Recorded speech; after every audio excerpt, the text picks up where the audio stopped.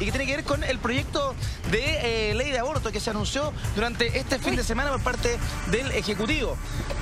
Hay tres causas claritas respecto de este proyecto de ley de aborto, que es uno, la inviabilidad del feto, riesgo de muerte de la madre y también en caso de una violación para poder despenalizar el aborto en aquellos casos. Hoy vamos a tener un debate en el programa, estamos con Claudia Díez, que es... Yo soy Claudia. Pro aborto, perdón, y con Magdalena Osandón, que está en contra de este proyecto de ley, en contra del aborto. Quiero saber principalmente por qué como mujer crees que se debe despenalizar el aborto en estas tres causas. A ver, yo primero quisiera aclarar que no es que uno esté pro aborto, ¿no? Nosotros somos una organización que defendemos los derechos sexuales y reproductivos de las mujeres, y en el caso de estas tres causales, son tres causales que además los apoya casi el 70% de la población chilena, porque son causales muy específicas, principalmente cuando está en riesgo de vida y de salud la mujer, cuando hay una incompatibilidad con la vida, es decir, una inviabilidad fetal, casos de anencefalia, algunas molas y diatoformes que son cancerígenas, y en el caso de violación, que principalmente hemos tenido muchos casos en Chile de niñitas que han sido violadas por padres o embarazos no deseados. Embarazos no deseados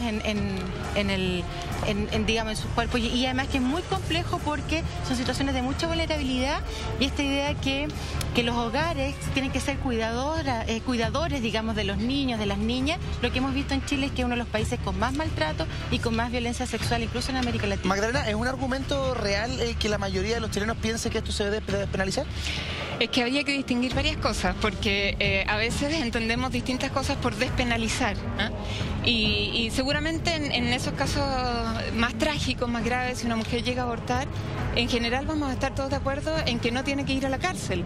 Pero eso hoy la legislación ya lo contempla. O sea, hay un sistema en el Código Penal de excusas, de causales por inculpabilidad. Y entonces en esos casos dramáticos, si se llega a abortar, no hay cárcel, no hay condena. No hay pena, digamos. Exacto, exacto. ¿Debiera haber cárcel por una persona que comete un aborto hoy en día? Hoy en día, para cualquier aborto, en general sí. ¿Tú estás de acuerdo con eso? Es que uno parte de la base de en qué consiste el aborto, o sea, hay que decirlo. Y tenemos un ser humano, una vida muy pequeñita, pero desarrollándose, y ya está claro que es un individuo de la especie humana. ¿Estás de acuerdo con que hay una vida dentro? Sí, es que eso científicamente ya como que no hay mucho. Pero la comunidad científica habla de, hay una diferencia clara antes de las 12 semanas y después de las 12 semanas. Sí, lo que pasa es que hay varias cosas. Un aborto, primero, está totalmente con criterios de evidencia científica, es hasta las 22 semanas con 500 gramos, y esto está avalado por la Organización Mundial de la Salud, ¿ya? Y cuando dice que hoy día no se penaliza, yo no estoy de acuerdo con eso, porque efectivamente hay muchas mujeres que han pedido hacerse un aborto terapéutico, llamémoslo en general terapéutico, por algunas de estas causales, aunque la causal de violación sale, y no se les ha permitido. El caso de Karen Espíndola, el caso de aquí mismo de Paola, que está con nosotros, que pidió hacerse un aborto por una mola. Entonces la verdad es que no está legalizado, y cuando dicen que... Pero déjame terminar. Sí, cuando dicen que se practican abortos en las clínicas, en los hospitales, efectivamente sí se practican. Por lo tanto, uno podría decir, entonces los médicos o las médicas que lo hacen deberían ser penalizados porque sacan un ectópico. Hay lugares donde un embarazo ectópico, para los televidentes, cuando está puesto en las trompas o el intestino, o una mola, claro. O una mola, y cuando hay un ectópico, si no se saca el ectópico, la mujer se muere. Sí. Entonces, llevar ese riesgo a las mujeres es contra los derechos humanos de las son personas. Consecuencias físicas, pero también existen consecuencias emocionales cuando ya el niño nace y no es viable. Su vida no es una vida no hay que absolutamente en el sana. Aborto también hay consecuencias físicas y emocionales. No hay consecuencias físicas ni emocionales. No hay consecuencias. No hay la evidencia. ¿Algún caso? Dejemos que desarrolle. Argumentos científicos. O sea, el año 2012 en un estudio psiquiátrico que se publicó en una revista en Inglaterra, es que no me acuerdo el nombre de la revista. Está bien, ya está bien. Pero es no solo un estudio estadístico importante, es un mega estudio, o sea, que reúne miles y miles de casos.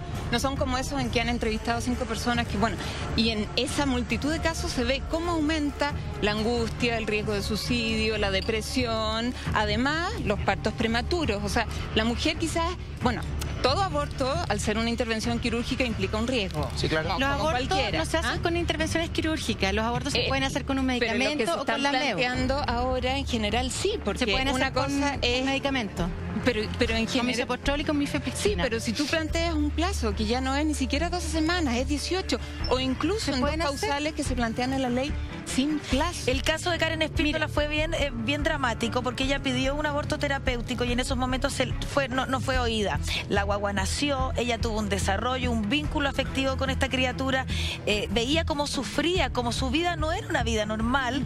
Ella tuvo consecuencias, creo, psicológicas también. Luego muere esta guaguita y ella queda absolutamente destrozada y pobre además, porque no podía trabajar. Por eso deberíamos esforzarnos, y todos los que defienden a la mujer, y yo también defiendo a la mujer, si yo no estoy en contra de la mujer, deberíamos esforzarnos en ayudar en esos casos, en dar los recursos económicos, el acompañamiento, etcétera. Pero eso le pasa lo mismo a una mujer al que, no sé, pues le atropellan a su hijo. No, mira, yo quiero precisar algunas cosas. Vamos a matar. Mira, la situación es, cuando dicen que hay efectos psicológicos, la verdad, yo he abortado y no he tenido ningún efecto psicológico. Siempre hay Entonces, casos que no. es que espérate un poco, cuando hay efectos psicológicos es cuando hay una situación de criminalización y clandestinidad. Cualquier persona que esté en una situación de criminalización y clandestinidad, pero déjame terminar, pero estoy hablando de América Latina, yo he estudiado en América Latina, y lo que hacen las mujeres es que al estar en situación de criminalización y clandestinidad, obvio que vas a tener estrés, obvio que vas a tener susto, pero no hay ninguna indicación médica de que vayas a tener partos prematuros, de que vayas a tener cáncer, no hay nada. No. Hay miles de mujeres, si uno hace el estudio con las mujeres en Chile, nuestras abuelas, la mayoría de nuestras abuelas se tuvieron que hacer aborto porque en ese tiempo no había planificación familiar. Hoy día contamos con planificación familiar.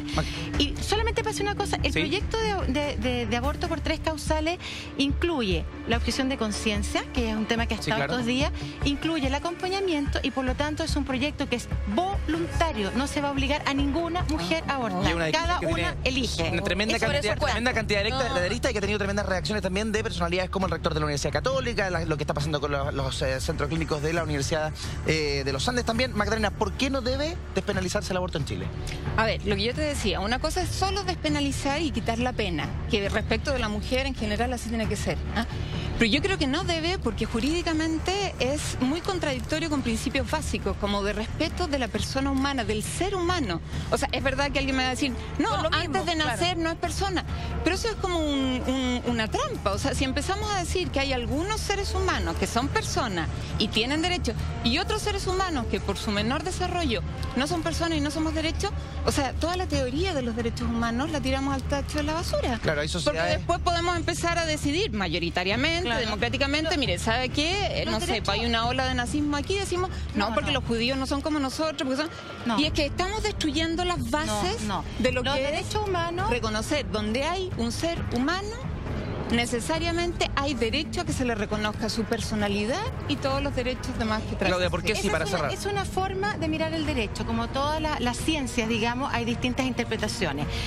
¿Por qué? Porque uno creo que es una deuda democrática que tiene nuestro país con las mujeres, porque hasta el año 89 existía el aborto terapéutico, y en tercer lugar porque nosotros estamos por la vida de las mujeres y dignificar su salud, no tenerlas en riesgo de vida, ¿no? Y respecto al tema de derechos humanos que tú planteabas, los derechos humanos plantean que se es persona y se tiene derecho a la identidad, a la nacionalidad, a la salud, a la educación desde que se nace. El resto es discutible, no cuando nace la vida, pero es discutible. Pero no por eso tenemos que dejar de legislar aquellas prácticas que en general en nuestro país tenemos el doble discurso. Y tiene que ver con el derecho. Existía el divorcio, existe la nulidad. No tenemos educación sexual, pero pasamos los anticonceptivos por abajo. El doble estándar. Claudia Vides, Magdalena Sandón, les quiero agradecer que se hayan tomado el tiempo de estar aquí con nosotros en Mañaneros para conversar de este tema tan importante para nuestra sociedad. Muchas gracias. Gracias.